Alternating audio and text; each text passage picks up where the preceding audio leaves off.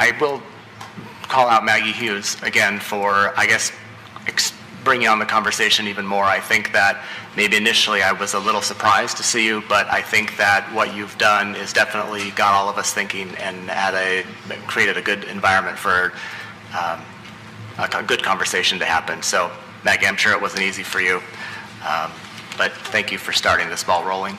Also, to Councilman Hamilton, I initially wasn't so sure why you brought this referral.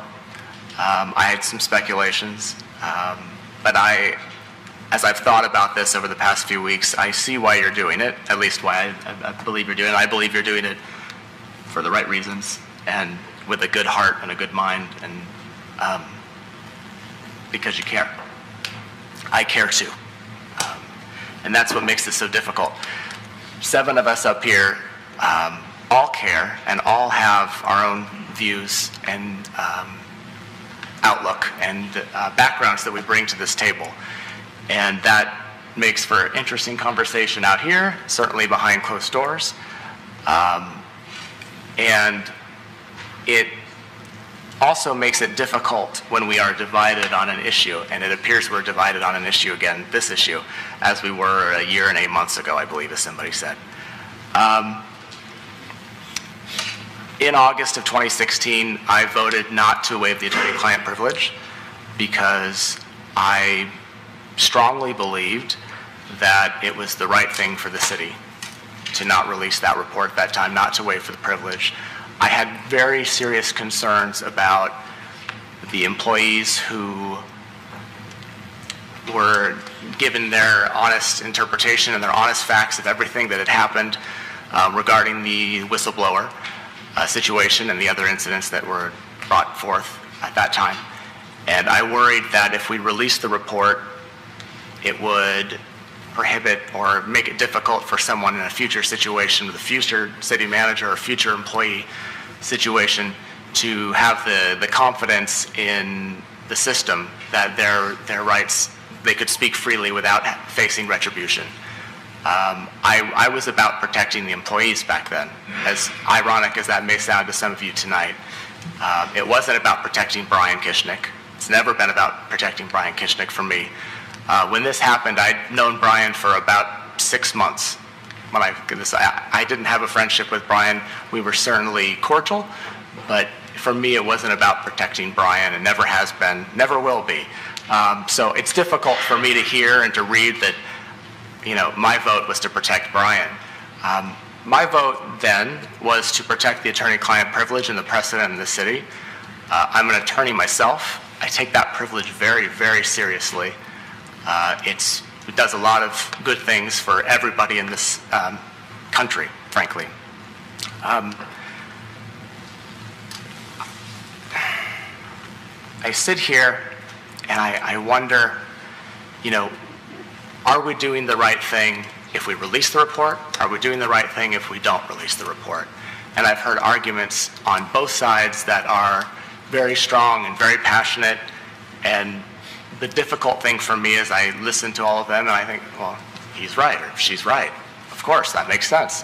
And I think that's one of the main difficulties. I've said difficulties a few times. I'll probably continue to say it. But it's difficult because there's pieces of everything set up here and out there that ring true for me.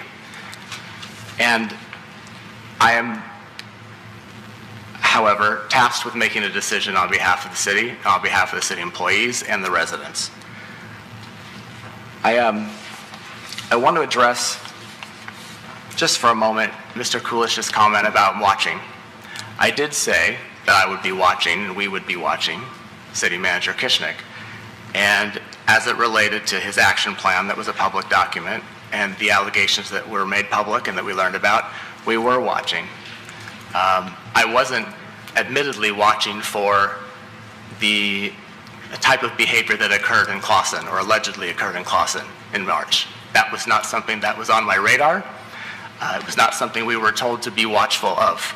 So I was watching for financial issues. I was watching for personal meals. I was watching for cell phone accessories. I was watching for use of a city car.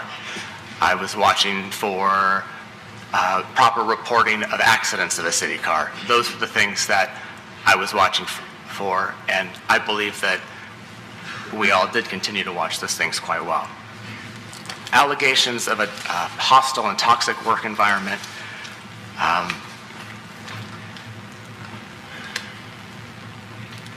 Some of us may have known more or had heard more than others. Do each and every one of us hear rumors and things at times? Sure. At the swim club, I'm sure you've heard probably more than I have, in all honesty, and that doesn't surprise me. But I have to say that I never felt like there was a toxic environment where city employees were running scared, and if they were, by all means, I don't discount anyone's feelings or how it was. They weren't brought to me. They weren't brought to, and if they were brought to our HR director, those still weren't brought to me and brought to us on council. That's not the way the system works. We updated our whistleblower policy after this incident in the summer of 2016, and up until that time, it wasn't clear the reporting procedures to council. As it stands now, I'm prohibited from reaching out directly to a city employee about work issues. Our charter requires that I go through the city manager. Obviously, that creates a problem if there's an issue with the city manager. That's a charter issue, and as we've learned, charter amendments are difficult, and that's something that maybe needs to be addressed, maybe it doesn't. Maybe that system works just fine. But there hasn't been, I guess to my point, I'm not allowed to go to our HR director, Jeanette, sorry Jeanette for mentioning you by name, and say, hey, can I see what's in this file? I need to know what's going on. I can't do that. And that's the system as it is. Let's get back to the report.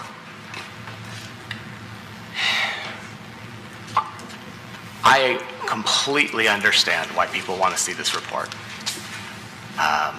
I waited for this report when it was being written because I wanted to see what was in it. I needed to know what was going on, and I understand that our citizens care very much about their city, and they want to know what's going on and what happened, whether it was in the past or whether it's current or moving forward. They have a right to know, and I believe that just because we are the elected body, we are elected to represent you, and your interests and your cares and desires are just as much are ours. So I understand that. And I also understand the other side of it that says it is, he has been fired. I've heard people say to me, I had a neighbor say to me, what good would that do at this point? The attorney-client privilege is a huge deal as an attorney. I understand that. And I hear the mayor when he speaks about putting the city at risk with lawsuits by releasing this report. Because it's not a black or white issue, it's a gray issue, we have to balance those interests. And where I come down on this issue is, what is the better thing for our city moving forward? We're clearly divided up here. It appears there's some division in the city on this issue. And what is the best way to remedy that? I do believe we have a responsibility to remedy that. And, I would like to think there's some sort of compromise that can be reached here. I'm not so sure that there can be, but I'm going to move to amend H1 to authorize the release of a redacted report that redacts all of the attorney-written opinion and analysis, but leaves fully intact all of the facts of the report, because I believe what the citizens need to hear are the facts, and that's what they care about.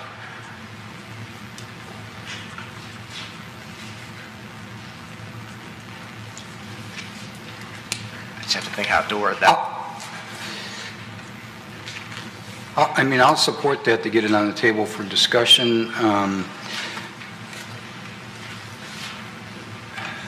Unless you were thinking about rewording that somehow. No, I'm not sure of the exact words other than, here for me the situation is, I think, look, I'm an attorney, people talk to attorneys, there's probably some attorneys out here. Attorneys have different opinions and different analysis of things all the time. That's why everyone hates us. Because frankly, that and this report issue apparently, but for me, I think the facts are what's important here, and the citizens of the city do deserve to know the facts and the allegations.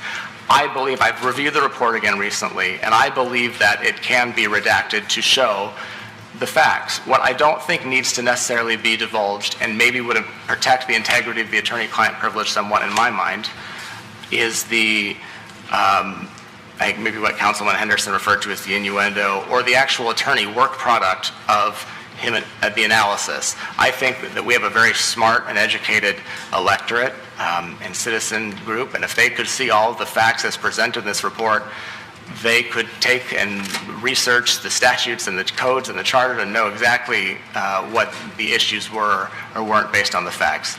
I'd like to think that would be a compromise that could make more than 4 of us happy, or agree to something, because I think that on balance, going back to what I was saying, the right thing to do is to reveal what the basis was for this report and the issues in full. We already started that process with the media statement. We started the process with what was already released. So, but those facts don't tell the whole story. And, you know, it's very difficult for us to tell you, well, no, you're speculating, when we can't tell you what actually is the truth. I mean, that's the big problem. We're stuck here with that. But because I believe that each attorney can give a different opinion about something, I don't know that it's necessary for everyone to have Attorney Craig Lang's opinion. I think that plenty of opinions can be formed on their own based on a thorough review of the facts themselves.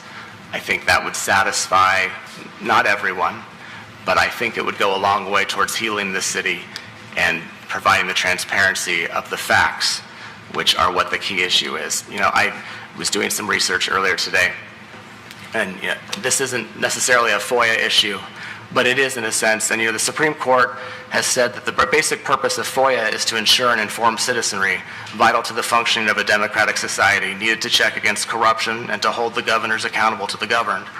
The Freedom of Information Act is often explained as a means for citizens to know what their government is up to. The Supreme Court stressed that this phrase should not be dismissed as a convenient formalism. Rather, it defines a structural necessity in a real democracy. For me, that speaks to the facts, that what people want to see and what they should see for being in line are the facts themselves, not necessarily the attorney opinion. And I'm proposing that amendment as a way of trying to get us to come together as a body. And recognizing that any redactions will do, there will be people who are saying, well, why'd you redact that? I understand that. And that'll maybe create more questions. But ultimately, I think if the people have all of the facts and they can read them as we read them, they can make their own determinations and conclusions based on a good, solid reading of those facts.